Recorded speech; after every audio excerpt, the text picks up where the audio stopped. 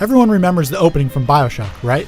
Your plane crashed, the water was on fire, and climbing into Rapture was your only option. Not so in BioShock 2. Here you play as a Big Daddy 10 years after the original, and the start isn't quite as dramatic.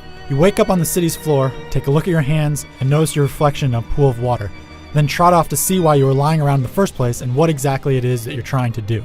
Without giving away much of the plot, here's a little bit of what you'll run into near the beginning.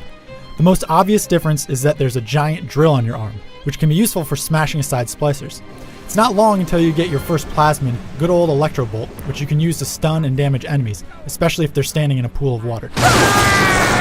Exploring the sections of Rapture here will reveal elements familiar to any BioShock fan. Text and images are still scrawled across Rapture's walls, little sisters still wander around, though this time they're more friendly since you're a Big Daddy. Even the big sister makes an appearance really early on, and it's not long until you engage her in battle. Since she's so much more agile than anything else we've seen in Rapture, this makes for a particularly intense fight where you need to stay mobile and use all of the firepower you've got, which at this point in the game isn't very much. She scampers away eventually and you get a few new toys. The rivet gun shoots out projectiles or trap rivets that work sort of like proximity mines. You'll get a telekinesis plasmid so that you can grab a hold of objects and hurl them at enemies.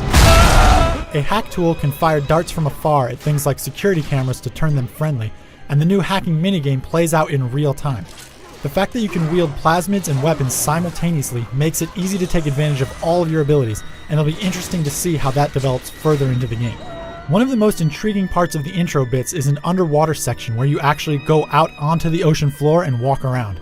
It's a linear bit, so there's not much exploration to do, but it stands out here because it reinforces the idea that you're inside of a giant diving suit instead of just some puny human on a lot of drugs. That's only a tiny bit of the overall experience, and we're looking forward to seeing what lies further in BioShock 2. For more information, head over to IGN.com. Daddy was sleeping for such a long time.